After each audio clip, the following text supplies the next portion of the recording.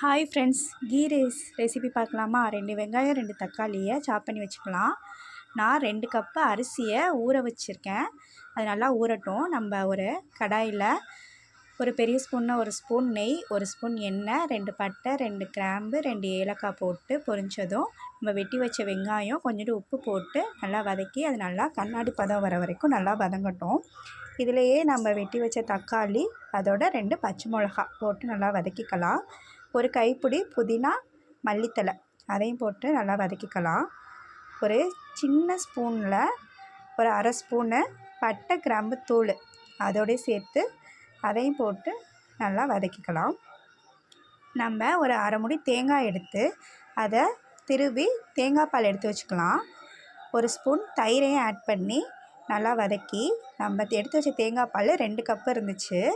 நம்ம 2 கப் அரிசி எடுத்தோம்ல, அதுக்கு 4 கப்பு தண்ணி ஊற்றணும். அதை 2 கப்பு தேங்காய் பாலும் 2 கப்பு நார்மல் தண்ணியும் ஊற்றி நல்லா கொதிக்க வச்சிடலாம். அது கொதிக்கும் போதே கொஞ்சோண்டு உப்பு, ஒரு அரை டேபிள் ஸ்பூனு இஞ்சி பூண்டு paste, 1 table spoon lemon juice ஊற்றி நல்லா கொதிக்க வைக்கலாம். அது கொதித்தோன்னே நம்ம ஊற வச்ச அரிசியை தண்ணி வடிச்சிட்டு அதில் சேர்த்துக்கிட்டு நல்லா தண்ணியும் அரிசியுமா நல்லா வெந்து வரட்டும்.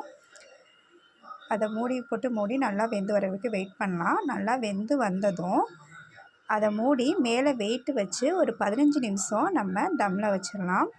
அது நல்லா தம்மாகி வந்ததும் ஓப்பன் பண்ணி பார்த்தா நல்லா சூப்பரான உதிரியான நெய் சோறு ரெடி ஆயிரும். மேலே ஒரு பெரிய ஸ்பூனில் 1 ஸ்பூன் நெய் சேர்த்து நல்லா கிண்டி நம்ம பரிமாற வேண்டியதான்.